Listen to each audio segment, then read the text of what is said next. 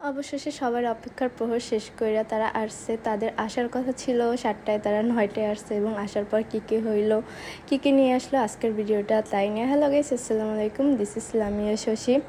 সবাই তো অনেক বিরক্ত সহকারে অপেক্ষা করতেছিল, কারণ তাদের আসার কথা ছিল 7টায়, তারা আসতে আসতে 9টার পর হয়ে গেছে। কারণ ছিল ওদের নাকি গাড়ি নষ্ট হয়েছিল, তারপরে ঈদের টাইমটা অনেক জ্যাম ছিল, এটা সত্যি।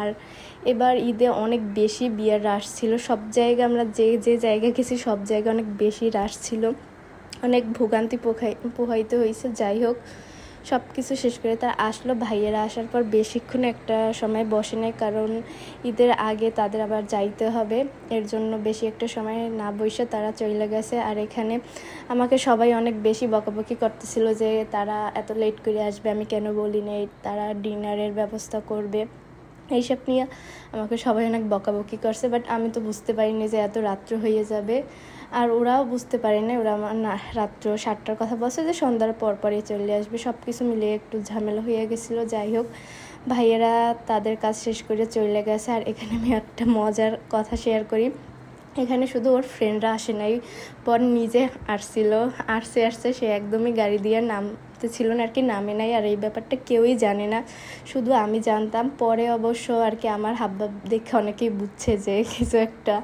হয়েছে। দেন বরের আবার ক্ষুধা লাগছে, তাকে আবার আমি আপেল পাঠাই দিছিলাম, তার শালি আবার কোক নিয়ে গেছিলো। এইসবে মুরব্বীরা বুঝতে পারছে আসলে কিছু একটা হয়েছে বা ও আসছিল। যাই হোক, ওর কথা বাদ দিই। তারপর এই যে সব কিছু নিয়ে আসছে, আর আমি ঢাকাতে গিয়া সব শপিং করতে পারি নাই, কারণ আমার হাতে একদমই সময় ছিল না। একদিন বৃষ্টি ছিল, একদিন আমার নিজের জন্য শপিং করছি, একদিন এর জন্য আমি সব কিছু গুছাইয়া করতে পারি নাই। শুধু আমি ইভেন্টে যা পরবো ওইগুলোই আমি কেনার ট্রাই করছি, লেহেঙ্গা, শাড়ি, গহনাগাটি যেটা। আর ওরা শুধু এখানে আর কি যা পরবো সেইটা নিয়ে এসে, গোল্ড ওরা বিয়ের দিনই নিয়ে এসেছিলো।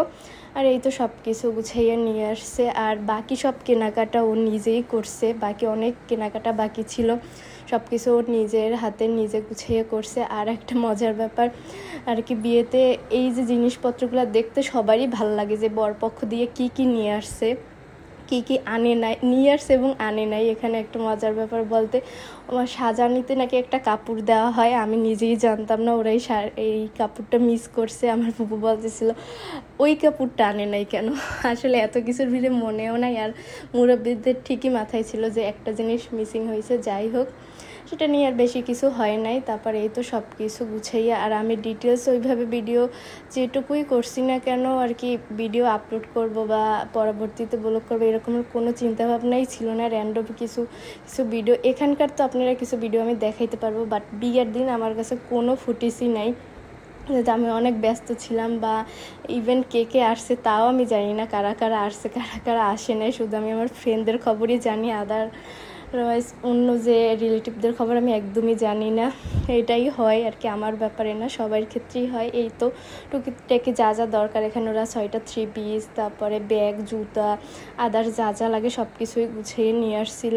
আর অবশ্যই আপনারা আর কি টাইপের ভিডিও দেখতে চান। এখন তো আমি বিয়ার ব্লগগুলো দিতেছি, কিন্তু পরবর্তীতে আমি নতুন শহরে অবশ্যই বরিশালের টুকিটাকি যে ঘোরার জায়গা বা টুকিটাকি জায়গা ঘুরেই দেখার ইচ্ছা আছে, দেওয়ার জানি না, বাকিটা আল্লাহর হাতে। অবশ্যই আমার পাশে থাকবেন, ভিডিও দেখবেন, একটা ফলো দেবেন, লাইক কমেন্ট করবেন। আজকে পর্যন্ত, আল্লাহ হাফেজ।